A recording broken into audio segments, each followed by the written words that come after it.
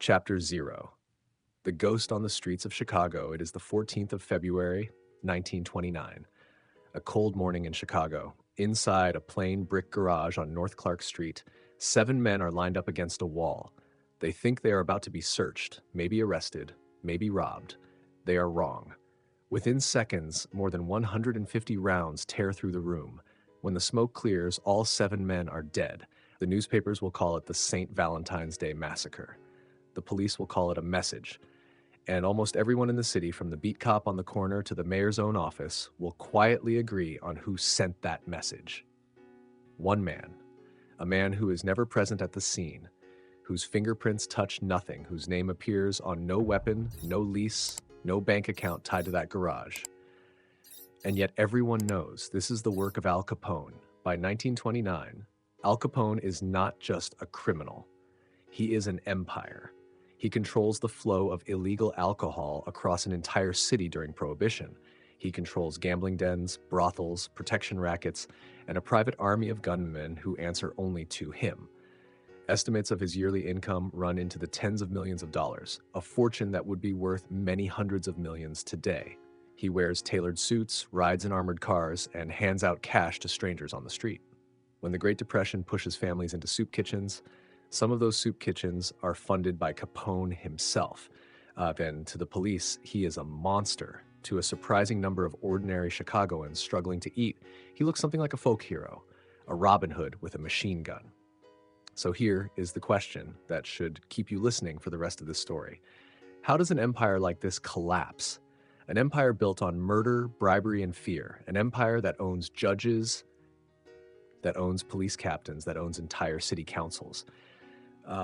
How does it fall apart? Not because of a gun battle, not because of a betrayal in some dark alley, but because of a ledger, a simple book of numbers kept in pencil hidden in a drawer, because that is exactly what happens. And the twist at the heart of this story is almost impossible to believe.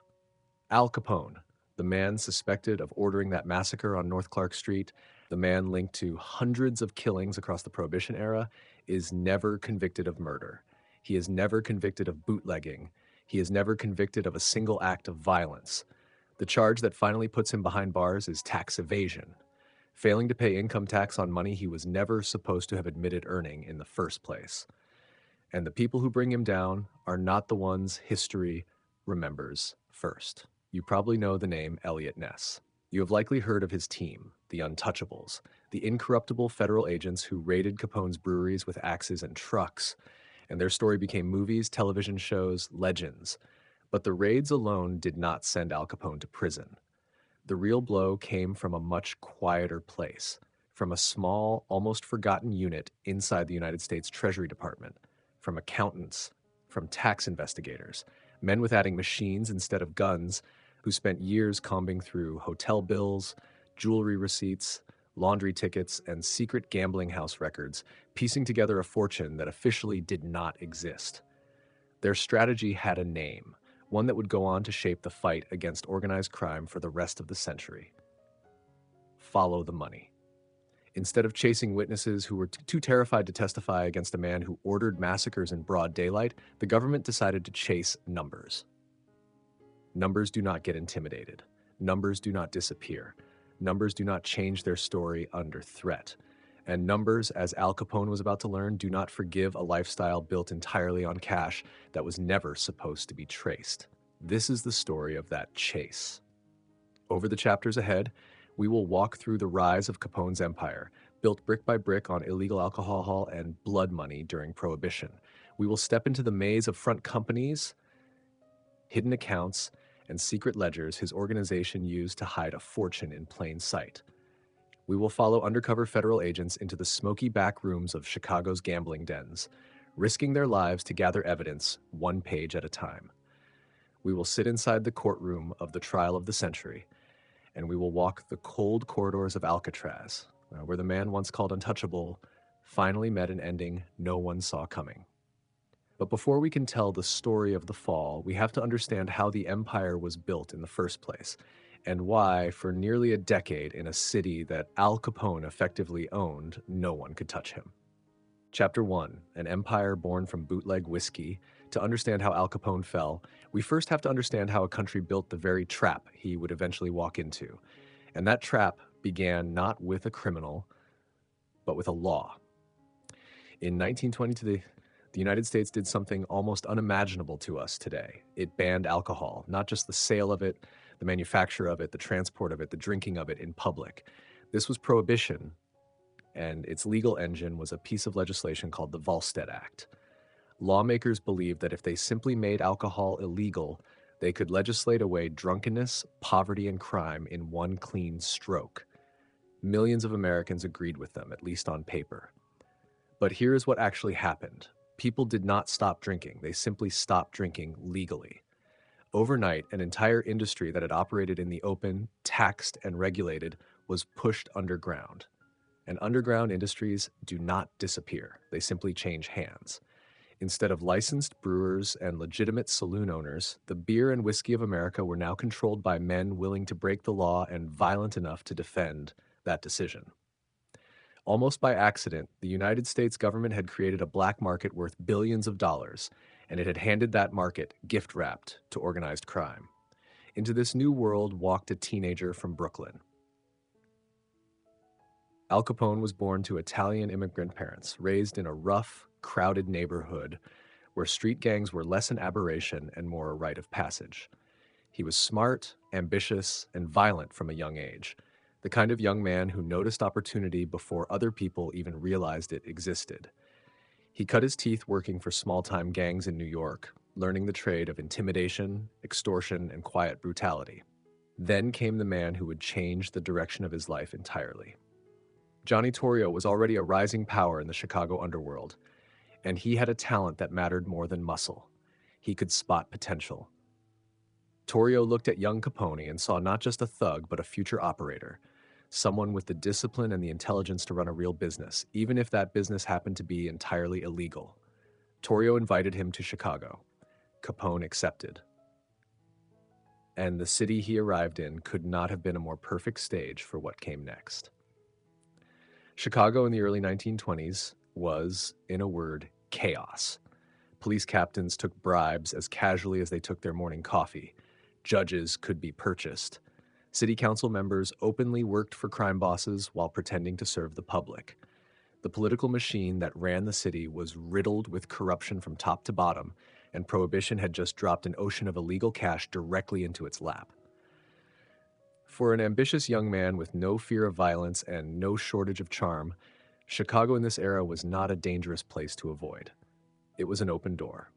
Now here comes the turn. The moment everything shifts from opportunity into empire. Johnny Torrio, the man who brought Capone to Chicago, was ambushed outside his own apartment by rival gangsters and shot multiple times. He survived, barely, but the attack shook him to his core. Torrio decided he had seen enough of the gang wars, the constant threat of assassination, the endless cycle of violence that came with running the city's underworld. He retired, quietly stepping away and handing control of his entire operation to the one man he trusted most. That man was Al Capone. And just like that, in his mid-20s, he was no longer a lieutenant. He was the boss. The undisputed head of one of the most profitable criminal organizations in American history. What Capone built from that point forward was not simply a gang. It was closer to a corporation, run with a discipline that would have impressed legitimate businessmen of the era. He understood something that many criminals before him never grasped, that raw violence alone cannot sustain an empire. You also need infrastructure. You need loyalty you can buy and control you can guarantee. So Capone set out to purchase the machinery of local government itself. He bribed mayors, he bribed police chiefs, he put judges on his payroll, ensuring that even when his men were arrested, cases would quietly collapse or verdicts would swing in his favor. The nearby suburb of Cicero became, in practice, if not officially, Capone's personal kingdom. His people controlled the elections there. His people controlled the police force. A city outside Chicago, existing largely to serve one man's criminal empire, hidden in plain sight, just beyond the reach of the city's own reformers. And the money. The sheer scale of it is almost difficult to comprehend, even now. Historians estimate that Capone's organization pulled in tens of millions of dollars every single year, drawn from illegal breweries and speakeasies, from gambling parlors scattered across the city, from brothels operating under police protection that Capone himself had purchased. Adjusted into today's dollars, that income likely reached into the hundreds of millions annually. This was not a street gang running numbers out of a back alley. This was a criminal conglomerate with a cash flow that rivaled some of the largest legitimate companies in the country. Capone lived like it too. Tailored suits, diamond rings, a fleet of armored cars built to withstand gunfire, a mansion in Florida, all funded by an underground economy that, on paper, officially did not exist. To the public, he became something close to a celebrity. Reporters chased him for interviews. Children on the street knew his name and his face. During the early years of the Great Depression, when soup kitchens began appearing to feed the hungry, some of the most well-stocked kitchens in Chicago were quietly funded by Capone's own money. He cultivated the image of a generous outlaw, a modern Robin Hood, even as his organization was tied to a staggering number of unsolved murders across the city. But here is the deeper truth beneath all of that spectacle, and it is the single most important idea in this entire story. Capone's power was never built on violence alone. Plenty of violent men rose and fell during Prohibition, gunned down in the street wars that plagued Chicago throughout the decade. What made Capone different, what made him last, was the sophistication of the machine underneath the violence. The bribery networks, the front businesses, the careful management of cash flowing in from dozens of illegal operations simultaneously. It was, in almost every sense of the word, big business. And that is exactly why his empire would eventually crack open, not from a rival's bullet, not from a police raid gone right, but from within its own financial architecture. Because an organization this large, moving this much money, needed a way to manage it, hide it, and eventually spend it. And any system built to hide wealth this immense, no matter how carefully constructed, leaves a trail. Somewhere, someone has to keep track of the numbers. Somewhere, cash has to become something else: property, jewelry, cars, cash deposits under someone else's name. And every one of those transactions, every hidden ledger entry, every front company was a thread. A single thread that, if pulled patiently enough, could someday unravel the entire empire. Capone understood the danger of bullets. He understood the danger of rival gangs, of informants, of federal raids on his breweries. What he did not fully understand, not yet, was the danger sitting quietly in his own accounting books. Because the bigger this empire grew, the more money it generated, the more urgent one question became for the men running it behind the scenes. How do you hide a fortune this large from the eyes of the law? And as we are about to see, answering that question correctly or incorrectly was about to become a matter of life and death. Chapter 2. The Art of Hiding a Fortune. By the late 1920s, Al Capone had built something that, on the surface, looked invincible. Millions of dollars flowing in every year, an army of gunmen, a payroll of judges, police captains, and city officials, and perhaps most importantly, a sense, both in his own mind and in the mind of nearly everyone who watched him operate, that he was simply untouchable, not just protected, beyond the reach of the law entirely. And there was a very specific reason he believed that. Capone had built his empire around one deceptively simple principle: never let your own name touch anything. He did not own the breweries that produced his illegal beer. He did not hold the deed to the gambling houses that generated a steady river of cash every night. He did not sign the lease on the brothels his organization protected and profited from. Every single piece of that empire was owned, on paper, by someone else. Front men, loyal associates willing to have their names attached to properties, bank accounts, and business licenses, while Capone himself remained, legally speaking, almost a ghost. No bank account bore his signature. No deed carried his name. No tax return, official record, or public filing connected him directly to a single dollar of that criminal income. And yet, everyone in Chicago knew exactly who Capone was, and everyone could see exactly how he lived. Picture the contrast for a moment, because it is almost absurd when you place it side by side. Here was a man who, according to every official government record, had no substantial income at all, and yet he wore custom-tailored suits, ordered fresh flowers delivered daily to his headquarters, owned an armored car built to withstand a hail of bullets, and kept a lavish estate in Florida, complete with a private dock and a swimming pool that was, at the time, one of the largest in the state. He threw parties that cost more than most working families earned in a decade. He was without question one of the wealthiest men in Chicago. Officially, he earned nothing. This was not an accident. It was the entire strategy, and for years it worked perfectly. Now let's step into the moment where that strategy begins to become a liability, rather than a shield. There is a story, often repeated by reporters of the era, that captures Capone's overconfidence perfectly. When journalists pressed him about his wealth, about the source of his obvious fortune, Capone would simply shrug off the question, sometimes even joking that he owed the government nothing because, as far as any official record showed, he had no taxable income to report.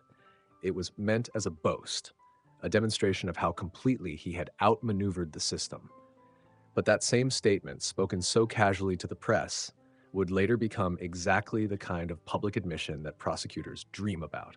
A man loudly proclaiming on the record that he paid no taxes while living a lifestyle that clearly required a fortune. Behind the scenes, however, someone did know the truth. Someone had to. An organization this large, moving this much cash through breweries, gambling parlors, and protection rackets, could not simply operate on trust and memory.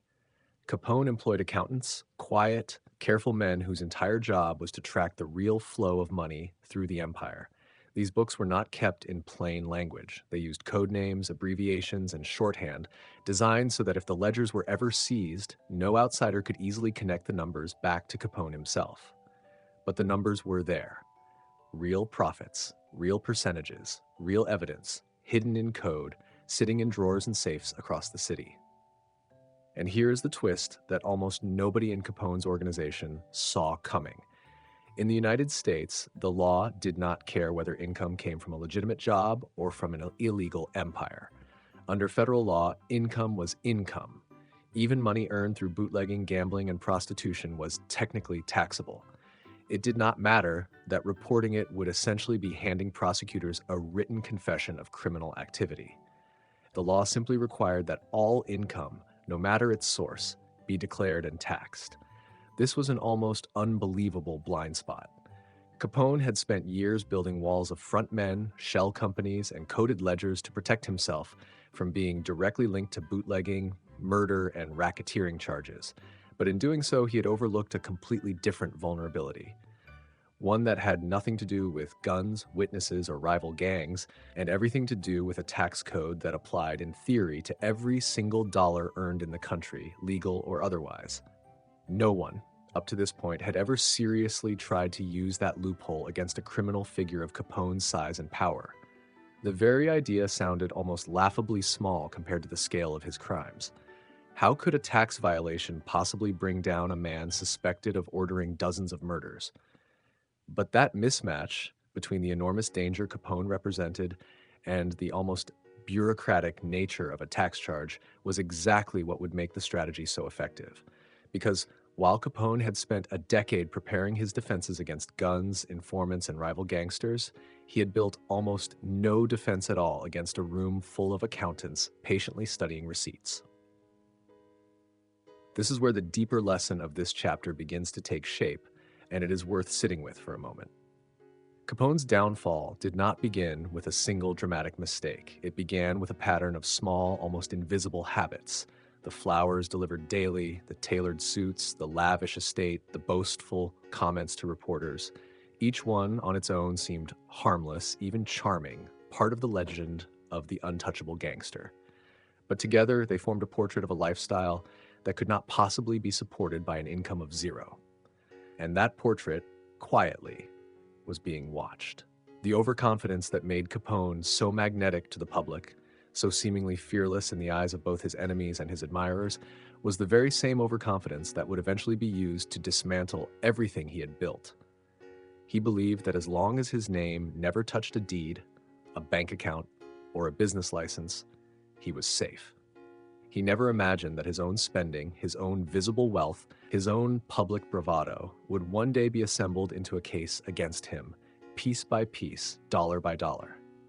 And somewhere in Washington, a small group of officials inside the United States Treasury Department had already begun to notice the gap between what Al Capone claimed to earn and how Al Capone actually lived.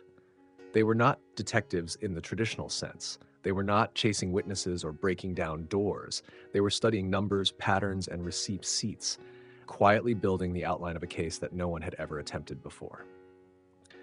So, as we move forward into the next chapter, hold this idea firmly in mind.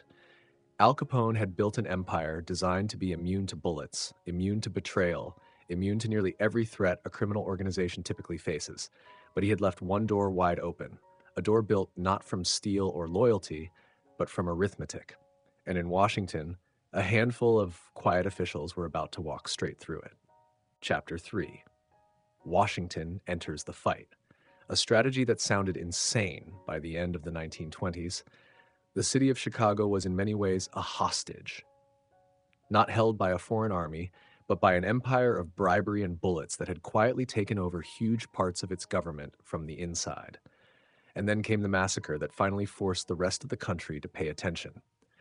When 7 men were gunned down in that garage on St. Valentine's Day, the story did not stay local. It exploded across national newspapers, shocking a public that had, until then, treated Capone almost like a colorful character in the city's folklore. The image of a lovable, generous outlaw became much harder to sustain once photographs of the massacre scene reached breakfast tables across the country. Suddenly, ordinary Americans were asking a very uncomfortable question. How is it possible that a man so obviously connected to this level of violence has never once been convicted of a serious crime? The honest answer was almost embarrassing for local law enforcement to admit. State and city prosecutors in Chicago had tried, repeatedly, to build cases against Capone and his organization. And every single time, the same pattern played out. Witnesses who initially agreed to testify would suddenly change their story or simply vanish. Jurors received quiet, unspoken warnings about the danger of a guilty verdict. Police officers who investigated too aggressively found their careers or sometimes their lives threatened. The local system, so thoroughly infiltrated by Capone's money, could not produce a conviction for the very violence everyone assumed he was responsible for. So, if the local system was broken, the pressure to fix it began shifting toward Washington. Inside the vast bureaucracy of the federal government sat a small, relatively obscure office known as the Intelligence Unit, operating under the authority of the Bureau of Internal Revenue, the agency responsible for collecting taxes. And this was not a glamorous posting. Its agents were not trained for gunfights or high-speed chases. They were trained to read financial records, to spot inconsistencies in reported income, to catch business owners quietly skimming profits off the books. It was, in the eyes of most federal law enforcement at the time, a backwater assignment, far removed from the dramatic world of organized crime investigations. Leading this quiet unit was a man named Elmer Eyre. And Eyre had an idea that, when he first proposed it seriously to his colleagues, sounded almost like a joke. If federal prosecutors could not convict Al Capone for murder, for bootlegging, for running an empire of gambling and prostitution, because witnesses were too terrified to speak and juries were too easily intimidated, then perhaps the answer was to stop trying to prove those crimes at all.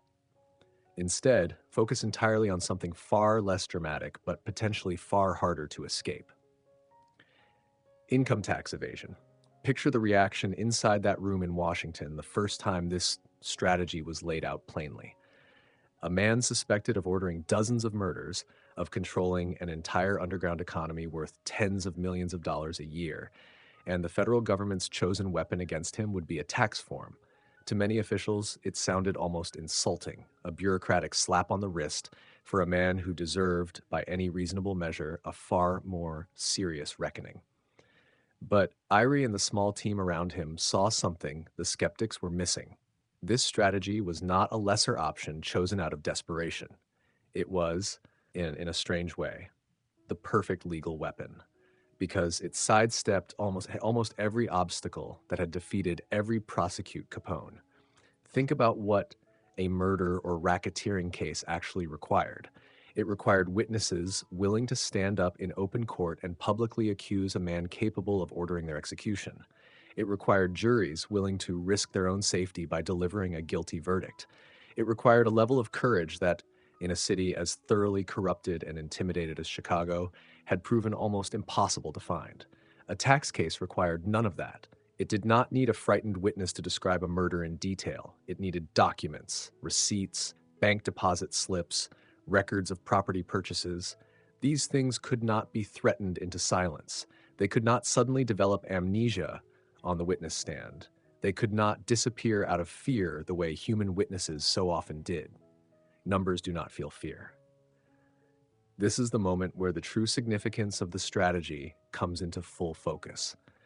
The government was not simply trying to find a smaller charge to settle for. It was choosing the one form of evidence that Capone's empire of fear and bribery had absolutely no power over.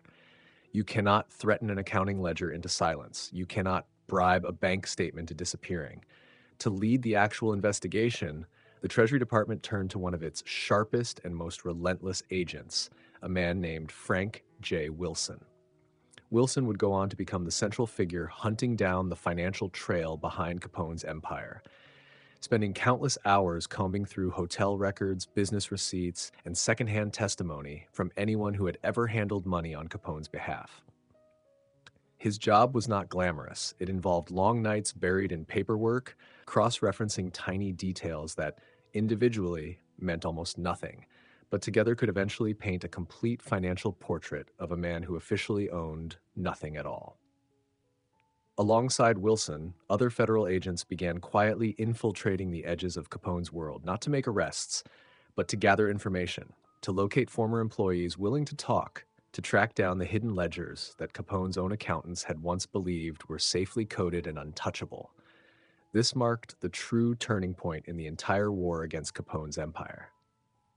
Up until this moment, the fight against organized crime in America had been fought almost entirely with guns, raids, and arrests, a strategy that had produced plenty of headlines but very few lasting convictions against the men actually running these criminal organizations.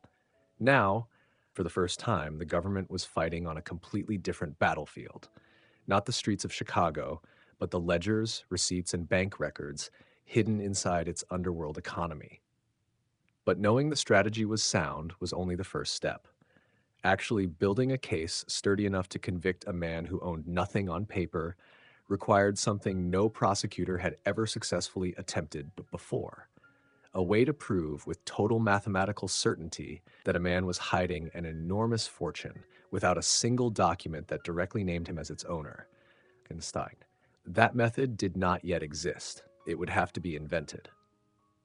And in the next chapter, we step directly into the room where a small group of government accountants created a completely new form of financial detective work, one that would not only bring down Al Capone, but would go on to shape the way the government pursues criminal fortunes for generations to come.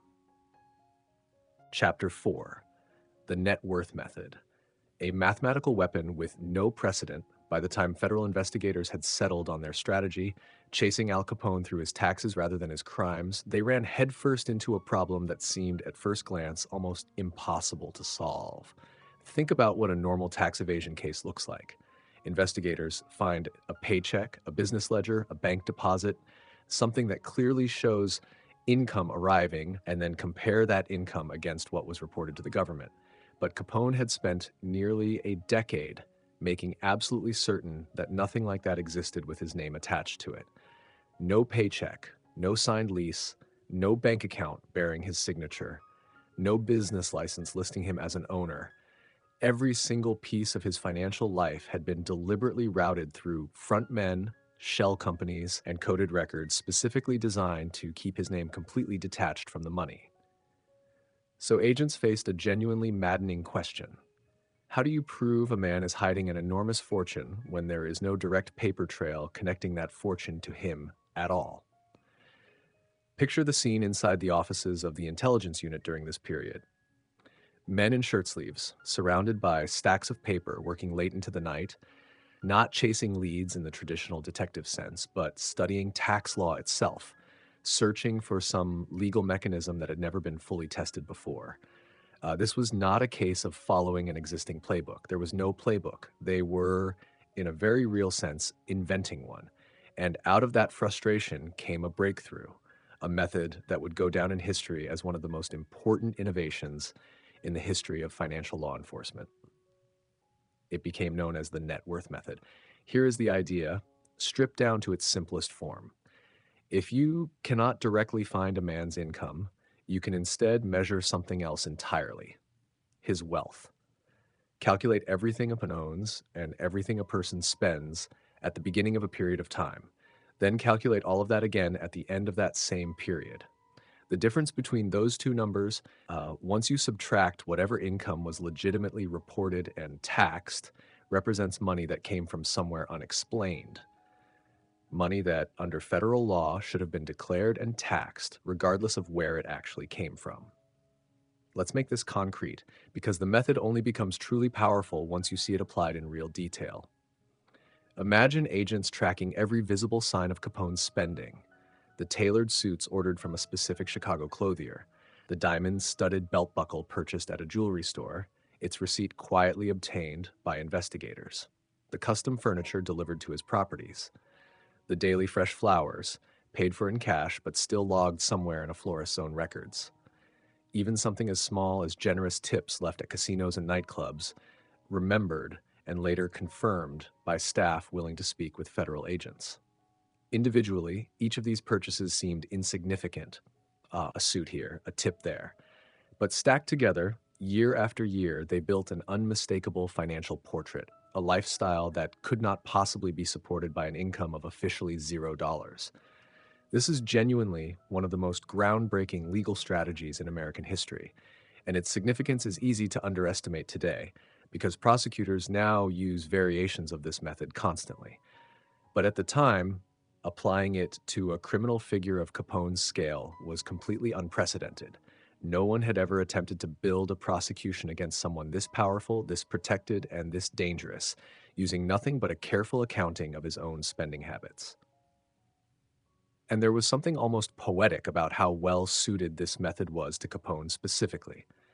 Remember his own overconfidence, the flowers, the estate, the armored cars, the diamond jewelry, the boastful comments to reporters about owing the government nothing. Every single piece of that lavish, highly visible lifestyle, every choice he made to broadcast his wealth and power to the public, was now quietly becoming raw material for his own prosecution. The very behavior that had made him a legend on the streets of Chicago was the same behavior investigators were now methodically cataloging as evidence. But a method, no matter how brilliant on paper, is only as strong as the evidence used to support it. Calculating net worth requires real numbers, real receipts, real testimony from people willing to confirm exactly how much cash changed hands and when. And gathering that kind of evidence against an organization as violent and secretive as Capone's meant agents could not simply request records through official channels. They needed to get closer, much closer, close enough to see the actual books, close enough to speak with the people who had once handled Capone's money directly. Legions. This is where the investigation stopped being a purely academic exercise in accounting and became something far more dangerous. Because proving the net worth method in court required physical evidence, actual ledgers, actual testimony, actual documents pulled directly from inside Capone's own organization. And getting that kind of evidence out of an empire built on secrecy and violence meant someone had to walk directly into the lion's den. So, as brilliant as the net worth method was as a legal weapon, it remained, for now, a theory, a blueprint without proof. The next and arguably most dangerous phase of the investigation was about to begin, one that would require federal agents to step out of the safety of government offices entirely and into the smoky back rooms, private casinos, and hidden gathering places where Capone's true financial secrets were actually kept, because somewhere inside that world was a set of records that could turn this entire theoretical strategy into an undeniable legal case. And finding them would mean sending someone undercover directly into the heart of the very empire the government was trying to destroy. Chapter 5. An undercover agent inside the empire. The net worth method was a brilliant weapon, but a weapon without ammunition is just a theory. Federal investigators needed real evidence, physical documents that showed money flowing directly to Al Capone, and the only place that evidence existed was deep inside the world Capone himself controlled. So the Treasury Department made a decision that was as dangerous as it was necessary. They would send a man undercover directly into the heart of the Chicago underworld. That man was Agent Michael Malone, and the plan required him to essentially disappear, not just change his name, but change his entire identity. Malone became Mike Lapido, a small-time hustler with Italian roots and a gift for blending into rough company. He grew out his hair, dressed the part, learned the slang and the unspoken rules of the gambling houses and speakeasies where Capone's men gathered every night. He did not walk into these places asking questions. He walked in slowly, patiently, spending weeks simply being present, playing cards, buying rounds of drinks, letting the men around him grow comfortable with his face before he ever tried to learn anything useful. Picture the atmosphere inside these places for a moment, because it matters enormously to understanding the danger Malone faced. These were not ordinary bars, and they were the private gathering spots of an organization responsible for dozens of unsolved murders, run by men who had built their entire culture around loyalty, secrecy, and brutal punishment for betrayal. Everyone in that room had likely seen, or at least heard about, what happened to informants. Bodies turning up in alleys, men who simply vanished after asking the wrong question to the wrong person. Malone was not performing a role in a play. One wrong word, one inconsistent detail in his cover story, one old acquaintance who happened to recognize his real face, and there would be no arrest, no trial, no second chance. There would simply be a body. While Malone lived inside that constant quiet danger, another part of the operation was unfolding on a completely different front. Agent Frank Wilson had spent months tracking rumors of hidden financial records somewhere inside Capone's gambling operations. Slowly, carefully, piecing together tips from disgruntled former employees, old business associates, and anyone willing to whisper a detail in exchange for protection or a quiet payoff, Wilson began closing in on something that sounded almost too good to be true. A set of ledgers, kept by one of Capone's own gambling houses, that recorded not just daily winnings and losses, but the specific share of profits set aside for Capone himself. And among these ledgers was one document that would eventually earn its own place in the history of this case. Investigators simply began calling it the ledger, a single record book that, if it existed and if it could be authenticated, would represent exactly the kind of hard evidence the net worth method needed. A direct written link between Capone and a steady, ongoing stream of illegal income. Now, here's where the story reaches its most tense and dramatic turn. Wilson's patient digging eventually led him to a name. Leslie Shumway, a former bookkeeper who had once worked directly inside one of Capone's gambling establishments. Shumway was not a gangster in the traditional sense. He was an accountant, a man who had simply taken a job that paid well without perhaps fully understanding, at least at first, exactly how dangerous that job would eventually become. And Shumway, it turned out, still had access to detailed records of exactly how much money had passed through that gambling house, and exactly how much of it had been set aside as Capone's personal share. This was the moment Wilson had been searching for, but finding Shumway was only half the battle. Convincing him to actually hand over those records and to testify about them in open court was an entirely different challenge. Imagine the conversation that must have taken place. Wilson, a federal agent with no army, no protection detail large enough to guarantee lifelong safety, trying to persuade a frightened bookkeeper to betray the most feared criminal organization in the country. Shumway understood exactly what he was being asked to risk. Testifying against Capone was not simply a legal decision.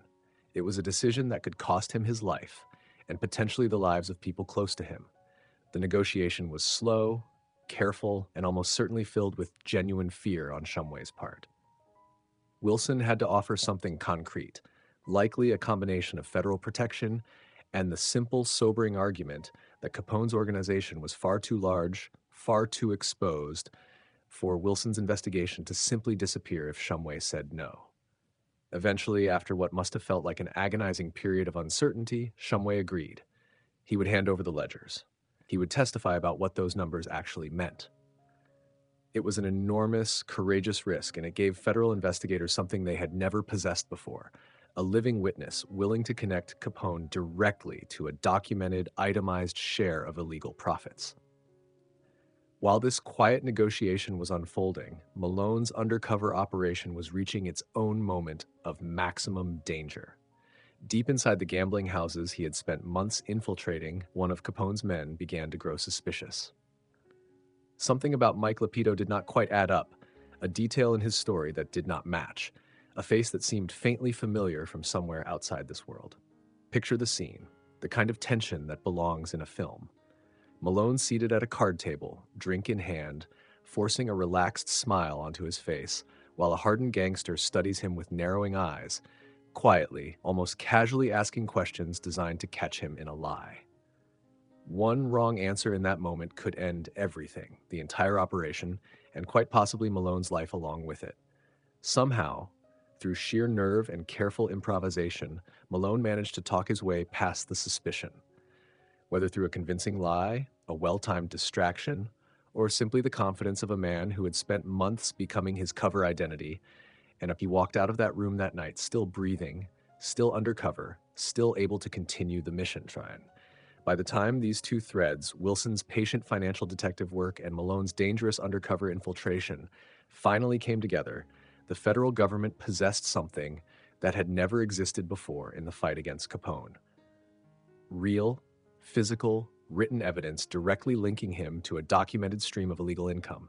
Not rumor, not reputation, not the word of a frightened witness alone, but actual ledgers, cross-referenced with testimony from someone who had personally handled the books. For the very first time in nearly a decade of Al Capone's reign over Chicago, the federal government held paper evidence that could not simply be intimidated into silence. But possessing evidence and successfully using it in a courtroom are two very different challenges entirely. Capone's legal team was well-funded, well-connected, and had defeated prosecutors before. Turning Wilson's ledgers and Shumway's testimony into an airtight, unshakable criminal case would require an entirely new kind of battle, one fought not in smoky back rooms or gambling houses, but inside the machinery of the American legal system itself. And that battle, as we are about to see, would test the strategy investigators had built from every possible angle. Chapter 6, Two Fronts, One Target. While Frank Wilson and his small team of accountants worked quietly in the shadows, piecing together ledgers and testimony that almost no one outside their office knew existed, an entirely different kind of war was being fought in plain sight, one that would eventually become far more famous, even if it was not, in the end, the blow that actually put Al Capone behind bars. This is where Elliot Ness enters the story. Ness led a small team of federal prohibition agents handpicked for one specific quality: they could not be bought. This was not a small detail. It was the entire point. Capone's empire had survived for years, largely because it could purchase the loyalty of almost anyone standing in its way: police captains, judges, city officials. Ness assembled a unit built specifically to resist that pressure. Men who turned down bribes that would have changed their families' lives forever. Men willing to walk into armed, heavily guarded breweries knowing full well that Capone's organization would not hesitate to kill federal agents who threatened its operations. Journalists, and later the public, began calling this team the Untouchables, a name that captured exactly what made them so dangerous to Capone. They were the one thing his money could not neutralize. Now, it is important to understand why the government was running two completely different investigations at the same time, rather than simply picking one strategy and committing fully to it. Ness and his team were operating under the authority of the Volstead Act, the very law that had made alcohol illegal in the first place. Their mission was straightforward on paper: locate Capone's illegal breweries and distilleries and destroy them. Every raid meant a direct financial hit to the empire. Illegal alcohol production shut down, equipment smashed, products seized or dumped into the street. But these raids served a second purpose that was just as important as the financial damage itself. They applied constant, visible pressure. They kept Capone's organization off balance, forced it to spend money rebuilding what had been destroyed, and kept his name in the headlines as a target actively being pursued by the federal government. Meanwhile, in a much quieter office across the city, Wilson and his colleagues in the intelligence unit needed exactly the opposite environment to succeed. Their work depended on patience, secrecy, and time, slowly building a financial case brick by brick without alerting Capone to how close they were actually getting. If word had leaked too early that federal agents were assembling a tax evasion case using hidden ledgers and a cooperating witness, Capone's organization had more than enough resources to destroy evidence, intimidate witnesses into silence, or simply have people like Leslie Shumway disappear before they ever reached a courtroom. So the strategy became, in effect, a kind of controlled chaos. Let Ness make noise. Let his raids dominate the newspapers. Keep Capone furious. Keep his empire visibly under siege.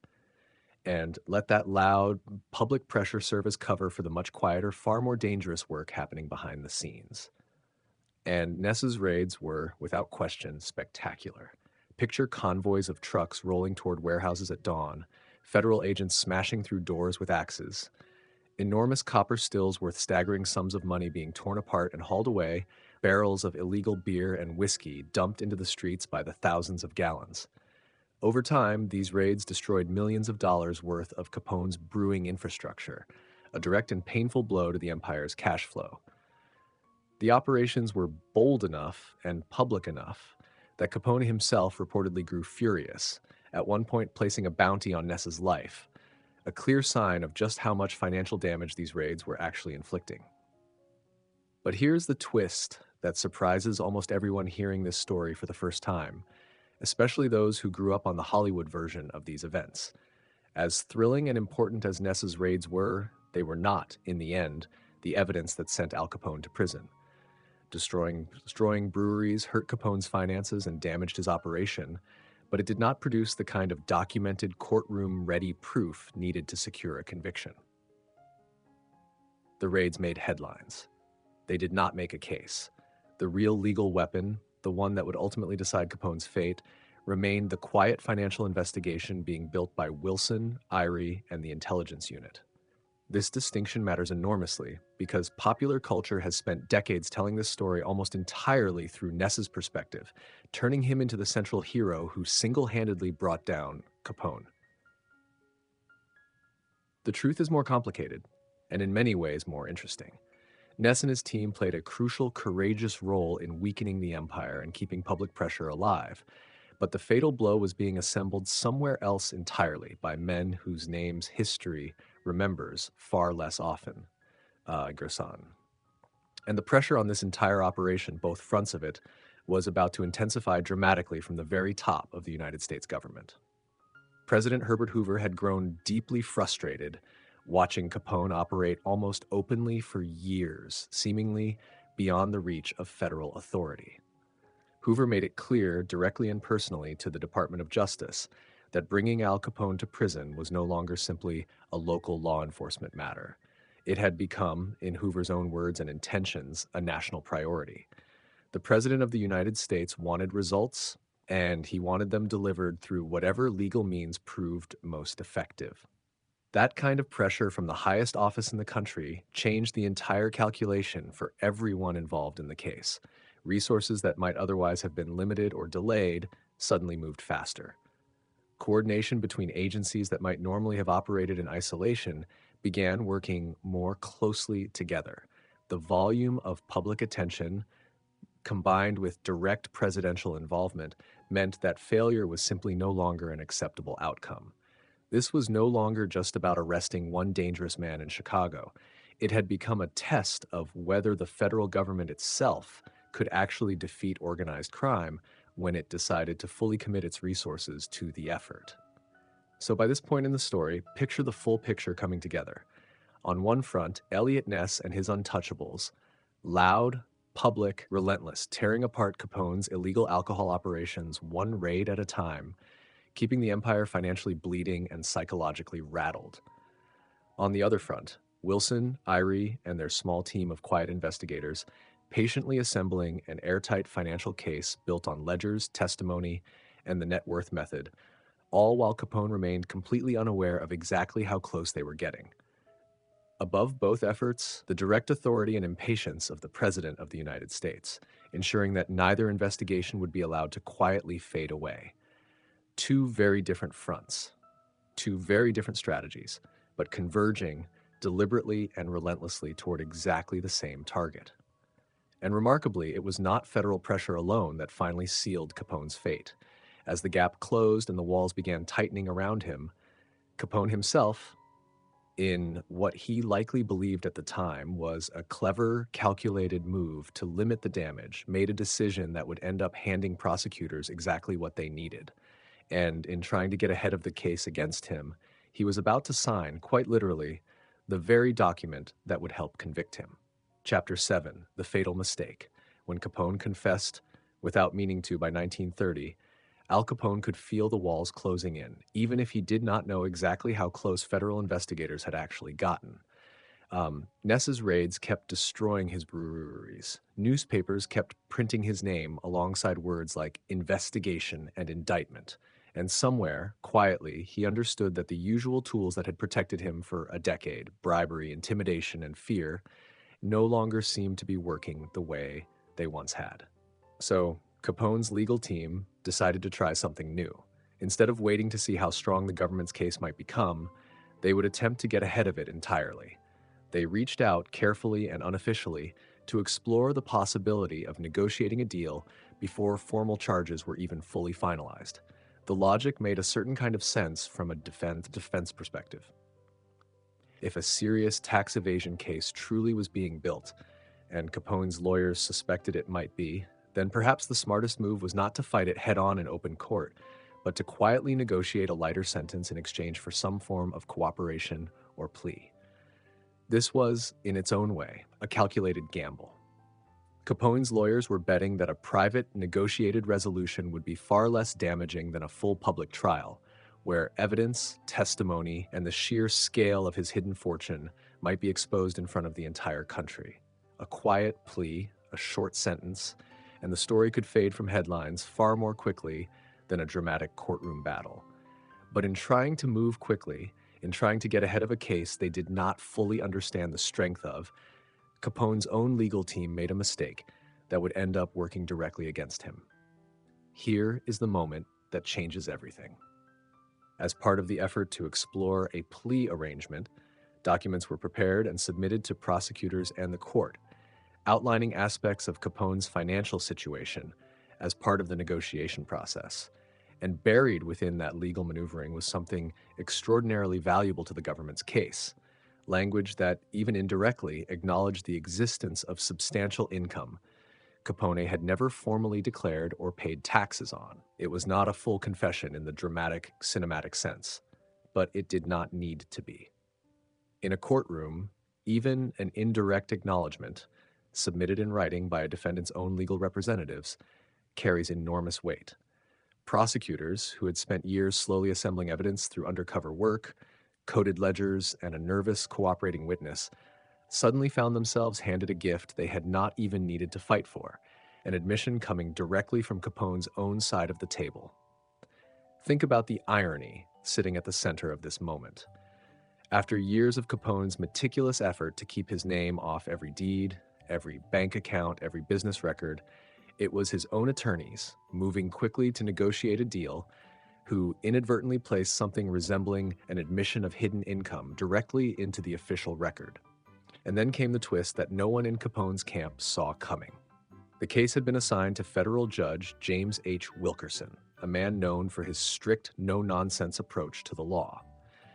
As negotiations between Capone's lawyers and prosecutors appeared to be moving towards some form of quiet, reduced sentence arrangement, an outcome both sides seemed to be informally circling toward, Wilkerson made a decision that shattered the entire plan. He refused to honor any predetermined leniency.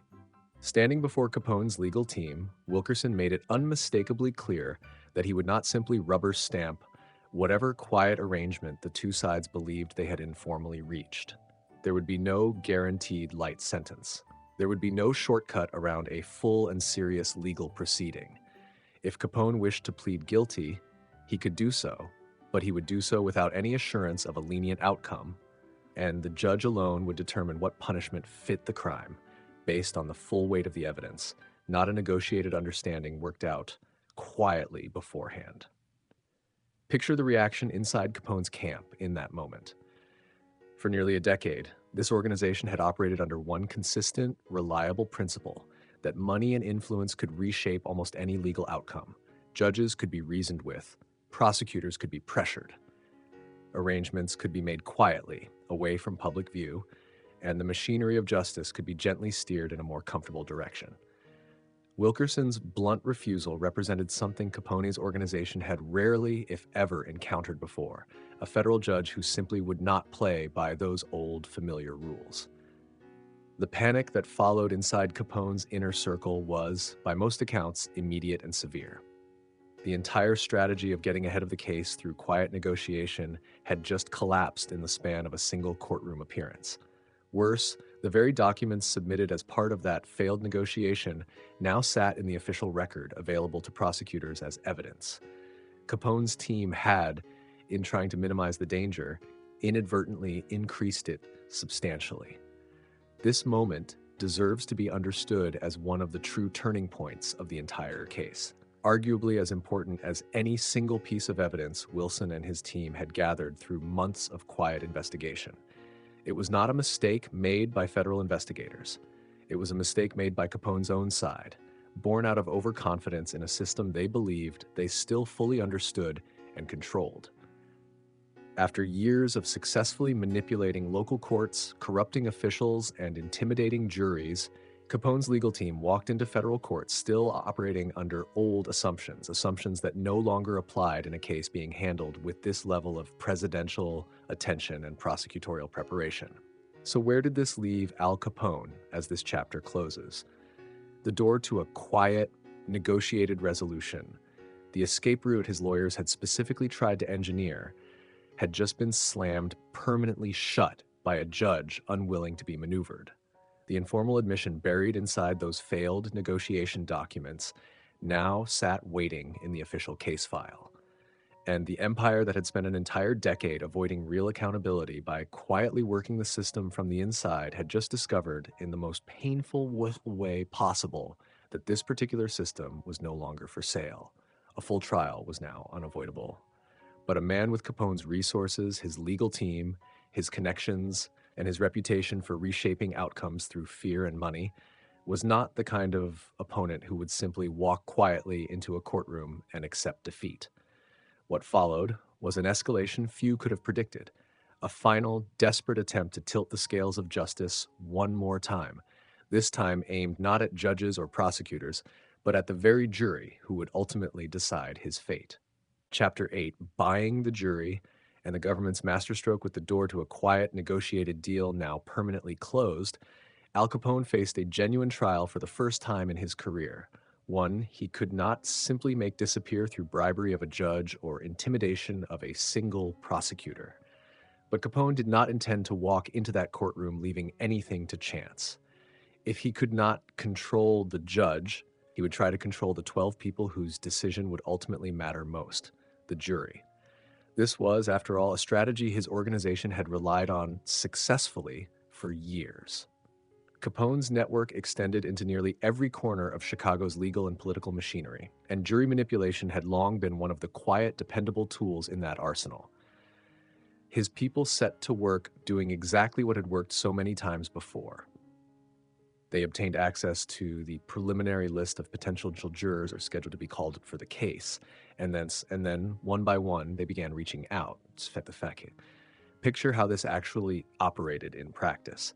Men connected to Capone's organization would approach individuals on that jury list, sometimes offering money in exchange for a guaranteed vote to acquit, sometimes relying on a quieter, more chilling form of persuasion, a subtle reminder of exactly who they were dealing with and what tended to happen to people who crossed Al Capone. This was not a clumsy, desperate scramble. It was a practiced, systematic operation run by an organization with a long history of successfully bending legal outcomes in its favor. Capone's network had informants and connections woven throughout the city's court system, giving them access to information that outsiders would never have been able to obtain: names, addresses, and schedules of the very citizens who might one day decide his fate. So, by every measure that had worked before, this plan should have succeeded. Capone's team believed, with good reason based on years of past experience, that they had effectively neutralized the jury before the trial had even formally begun. As far as they understood the situation, the outcome was already quietly decided, regardless of whatever evidence the prosecution planned to present. But this is where the story delivers its sharpest, most dramatic turn. Somehow, whether through a federal informant embedded close to Capone's organization, or through careful observation by investigators who had grown suspicious of unusual activities surrounding the jury pool, word of the bribery and intimidation scheme reached Judge Wilkerson before the trial began. And Wilkerson, the same judge who had already refused to honor any quiet, informal plea arrangement, responded with a decision that had virtually no precedent in American legal history up to that point. He did not simply warn the jurors to be cautious. He did not merely add extra security. Instead, Wilkerson made arrangements to swap out the entire jury pool scheduled for Capone's trial, replacing it with jurors originally assigned to a completely different, unrelated case happening elsewhere in the courthouse that same day.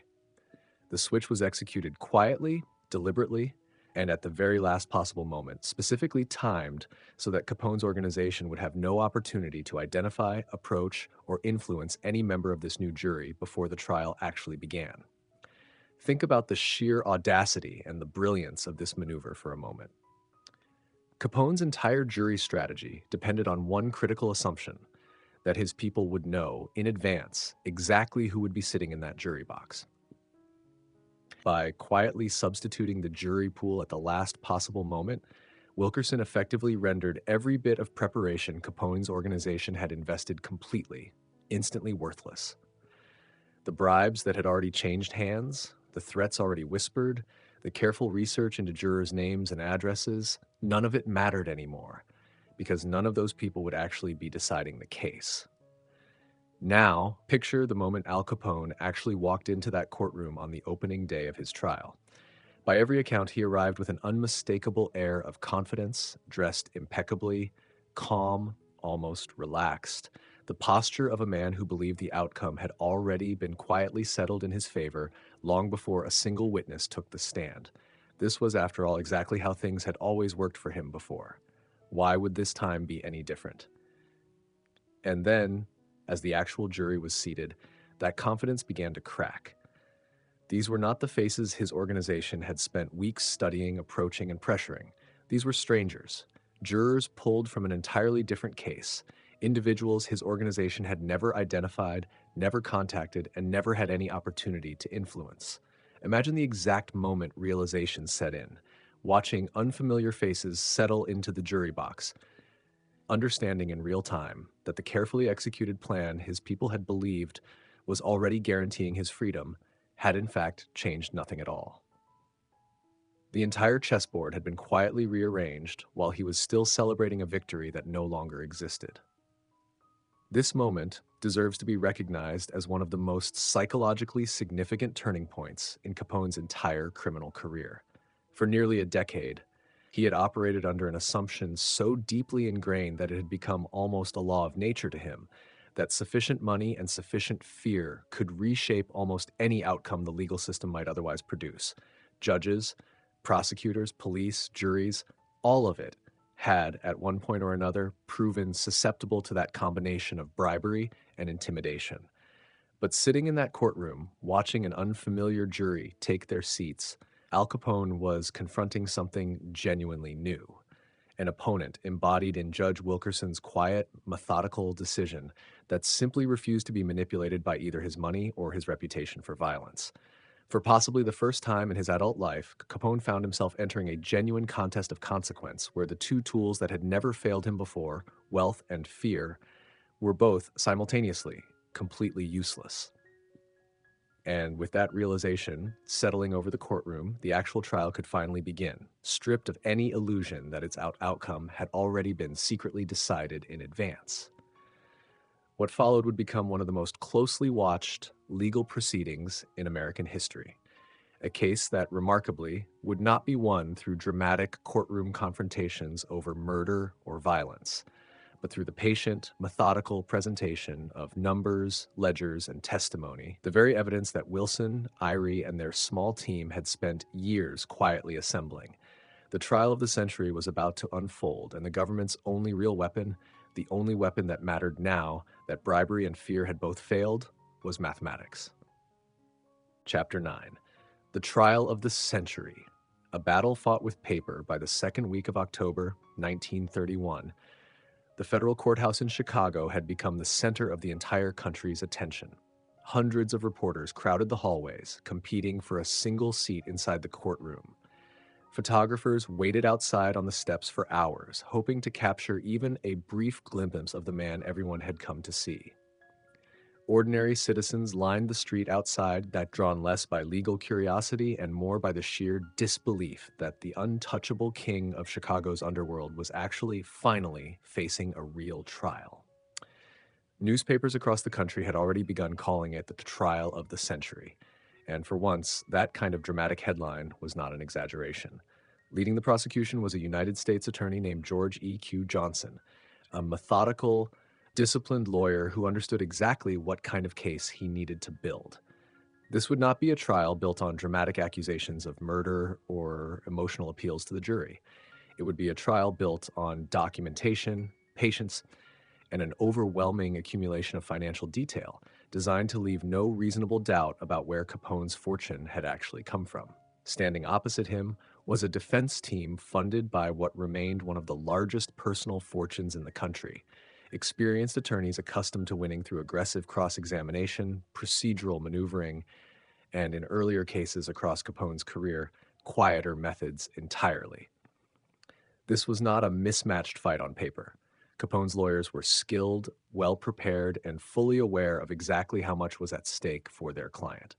The trial opened with an atmosphere thick with tension, the kind that comes from an entire city collectively holding its breath. And very quickly, the courtroom shifted from opening statements into the heart of the government's case, the parade of witnesses and evidence that Frank Wilson, Elmer Irie, and their small team had spent years quietly assembling. One of the most dramatic moments of the entire trial arrived when Leslie Shumway took the witness stand. Picture the scene carefully. A former bookkeeper, a quiet man never built for the spotlight, now seated in front of a packed courtroom, testifying against the very organization he had once worked for, an organization with a well-known history of violent retaliation against those who betrayed it. By many accounts, Shumway visibly trembled as he answered questions, his nervousness plainly obvious to everyone watching. And yet, despite that fear, he did not waver on the substance of his testimony. Methodically, carefully, he confirmed the figures recorded in the gambling house ledgers, walking the jury through exactly how profits had been calculated and exactly what portion had been consistently set aside as Capone's personal share. This was the human face of the government's financial case, a frightened but resolute witness willing to put numbers into words, transforming rows of figures in a hidden ledger into a clear, understandable story the jury could actually follow. Then came Frank Wilson himself, presenting the culmination of years of painstaking investigative work.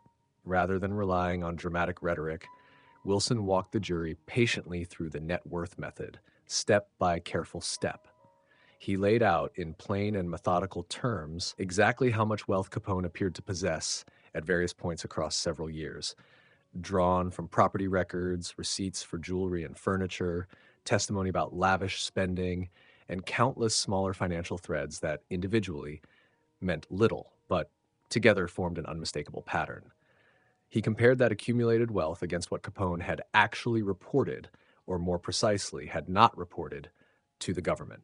The gap between those two numbers was enormous, and Wilson made certain the jury understood exactly what that gap represented: income earned, spent, and deliberately hidden from the government's view. What made this presentation so effective was not flashy courtroom theatrics. It was the sheer, methodical accumulation of ordinary, verifiable detail. A receipt here, a testified figure there, a documented purchase cross-referenced against a specific date, connected to a specific amount of unreported income. Individually forgettable, collectively undeniable.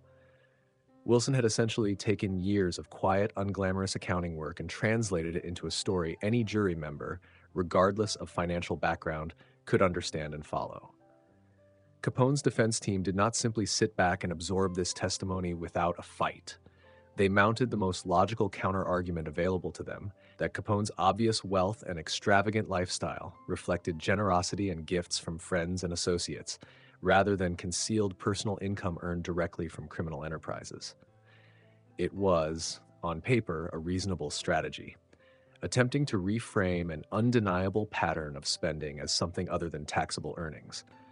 But this defense ran directly into the same overwhelming wall of documentation the prosecution had spent years constructing. For nearly every major expense the defense attempted to explain away as a gift or a generous favor from someone else, prosecutors were able to produce a specific receipt, a specific witness, or a specific financial record contradicting that explanation. The sheer density of evidence Wilson and his team had gathered meant there was almost no room left for vague alternative explanations to survive serious scrutiny. Every attempt by the defense to soften one piece of evidence seemed to run headlong into another piece that closed the gap right back up. As the trial moved toward its conclusion, the courtroom tension reached its peak. Closing arguments were delivered on both sides, prosecutors calmly reminding the jury of the overwhelming financial trail they had just spent days examining, defense attorneys making one final attempt to plant reasonable doubt in the minds of 12 jurors who had only days earlier been randomly and secretly substituted into this very trial, safely beyond the reach of Capone's earlier bribery attempts. And then came the moment the entire city had been waiting for. The jury rose, filed out of the courtroom, and disappeared behind closed doors to begin deliberations. Picture Chicago in that particular stretch of waiting. Newspapers ran constant updates, even when there was genuinely nothing new to report. Crowds lingered near the courthouse steps, inside government offices across the city, and quite possibly within Capone's own organization as well. An anxious, uncertain silence settled in. After nearly a decade of violence, bribery, and untouchable confidence, the fate of one of the most powerful criminal figures in American history now rested entirely in the hands of 12 ordinary citizens, sequestered in a private room, weighing pages of financial testimony against a man everyone in that courtroom, and indeed across the entire country, had once believed was completely beyond the reach of justice. So as this chapter closes, the courtroom sits empty. The evidence has all been presented, and the outcome remains, for the moment, entirely unknown. Would 12 strangers, protected from Capone's usual methods of persuasion for the very first time, actually deliver the verdict that a decade of failed investigations, corrupted juries, and terrified witnesses had never before managed to produce? The answer was coming. And when it finally arrived, it would send a message far beyond the walls of that single Chicago courtroom, a message the entire country would remember for generations to come. Chapter 10, The Historic Verdict and the Fall of a Criminal Monument.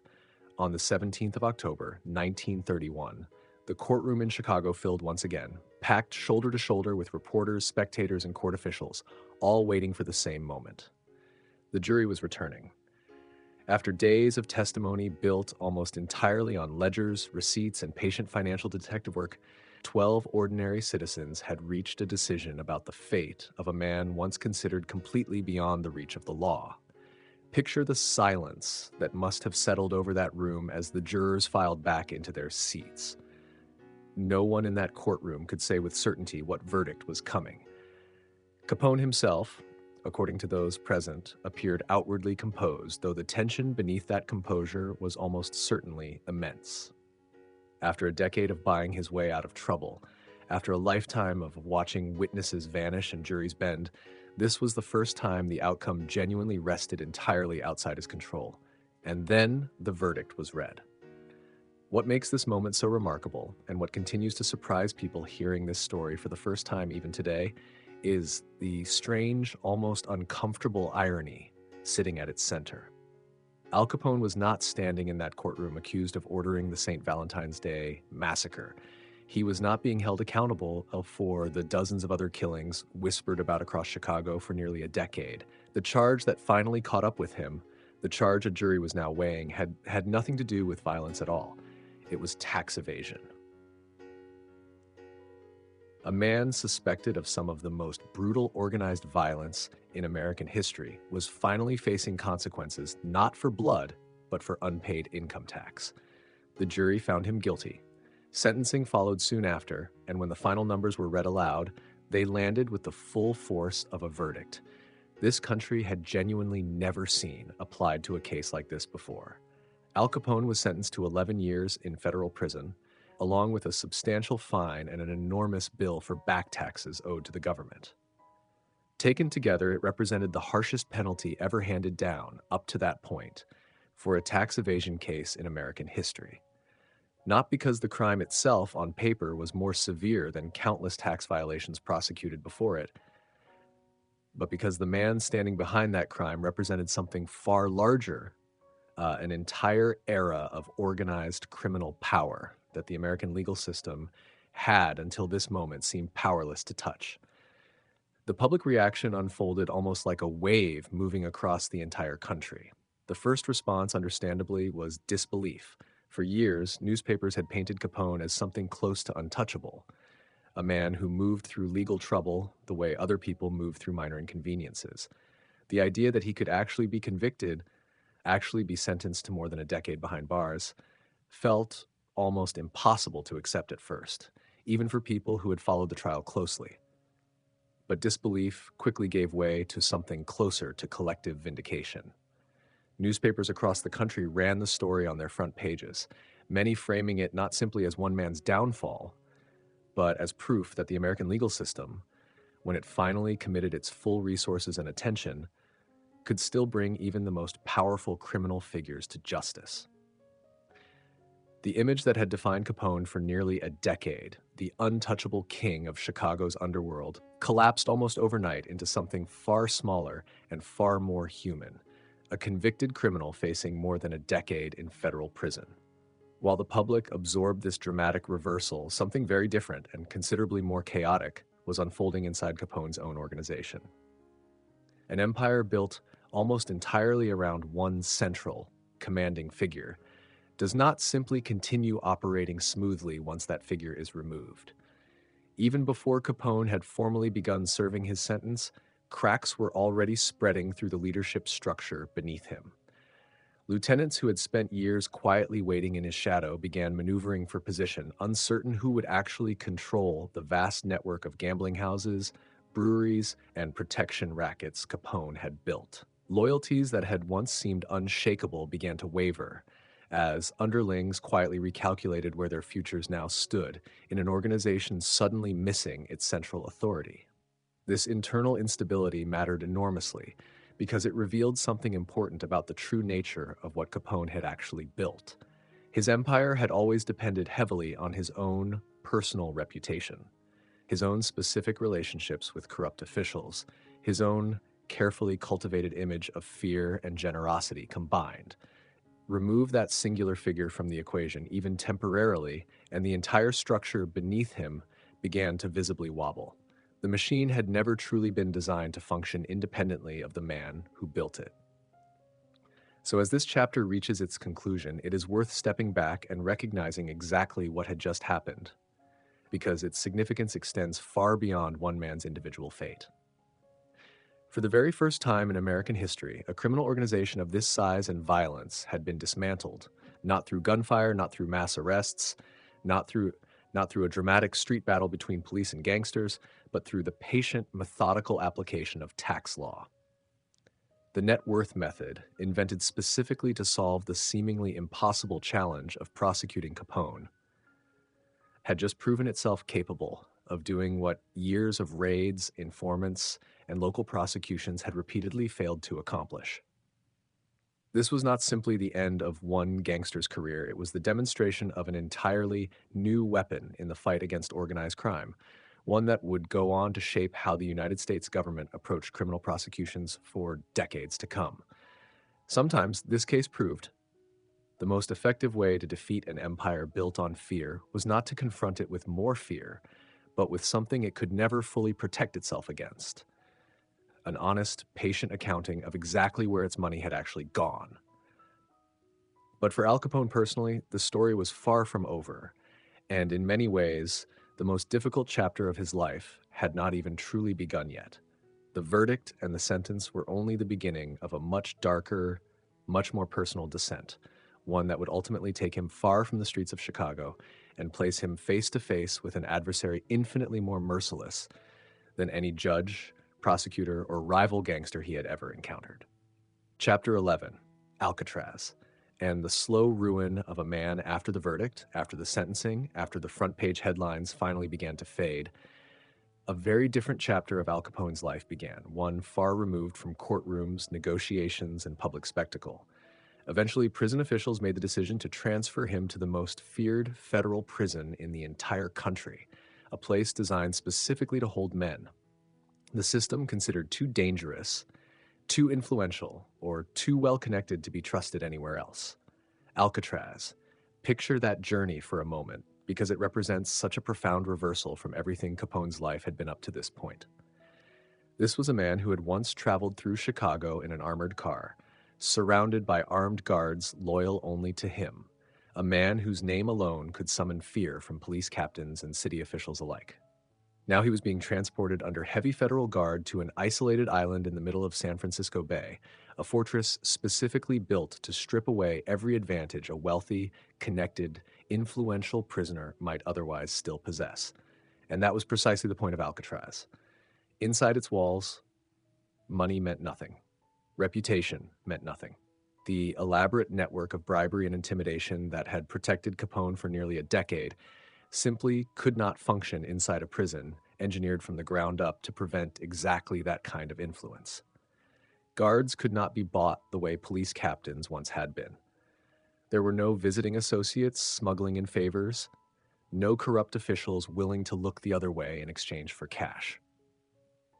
For the first time in his adult life, Al Capone existed inside a system that treated him as nothing more than what his file said he was: a convicted felon. He was known there not by his name, not by his fearsome reputation, but simply by a number: Prisoner 85. Imagine the psychological weight of that single detail.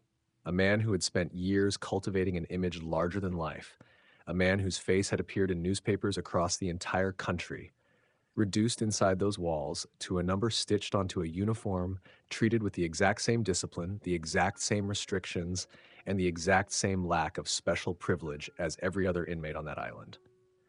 Life inside Alcatraz was, by design, harsh and monotonous. Strict schedules, minimal privileges, constant supervision, the kind of environment specifically built to a whatever sense of power or exceptionalism a prisoner might have carried in with them.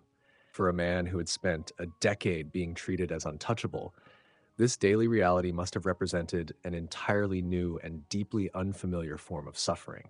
Not physical violence in the way he had inflicted on so many others, but a slow, grinding erosion of identity itself. And then came a twist to this story that many people, even those familiar with Capone's general history, are surprised to learn in full detail. Capone had, in fact, been suffering for years from an untreated case of syphilis, contracted long before his conviction during his younger years navigating the world of Chicago's underworld. By the time he arrived at Alcatraz, the disease had progressed into its most dangerous late stage, a condition known as neurosyphilis, which attacks the brain and nervous system directly.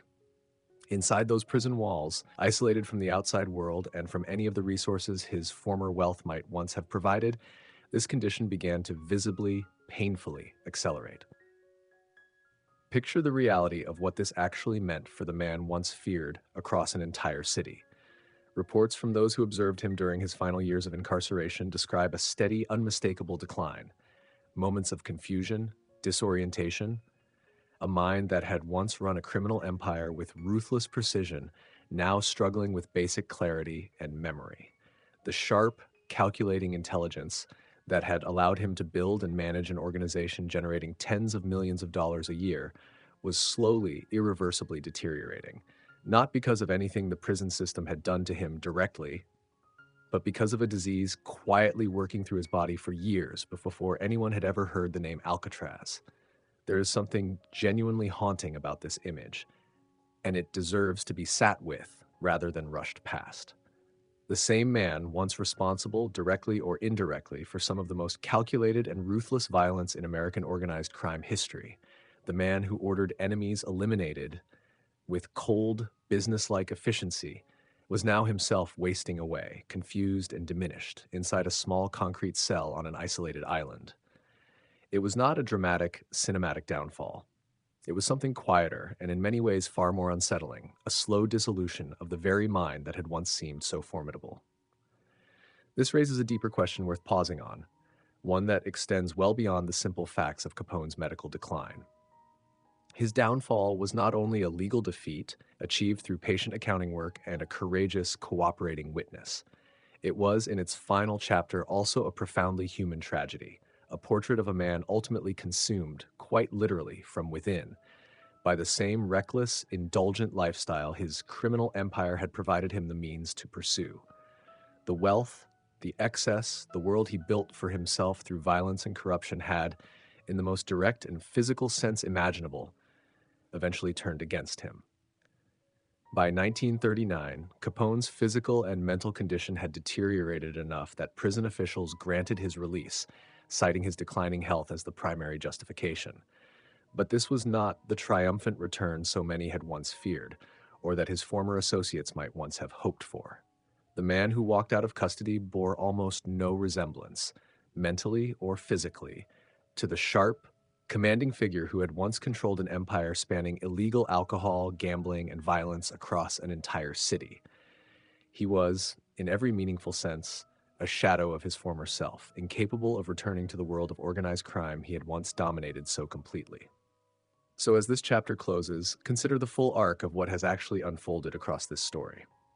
Al Capone was not defeated by a rival gang's bullet, nor by a dramatic shootout with federal agents, nor even, in the most literal sense, by the criminal charges most people assume defined his downfall. He was brought down by patient, methodical accounting work, by a frightened but courageous witness willing to testify, by a judge who refused to be manipulated, and ultimately, in the most personal and unavoidable sense, by his own body, quietly failing him long after the courtroom battles had already ended. The story of Al Capone, the individual man, effectively ends here, in quiet decline, rather than dramatic confrontation, right? But the story of what his downfall actually changed, the impact this single case had on how the United States government would fight organized crime for generations afterward, was really only just beginning. Chapter 12, The Legacy of Following the Money. Let's take a moment to look back at exactly how far this story has traveled. It began with an idea that, when first proposed inside a quiet Washington office, sounded almost laughable.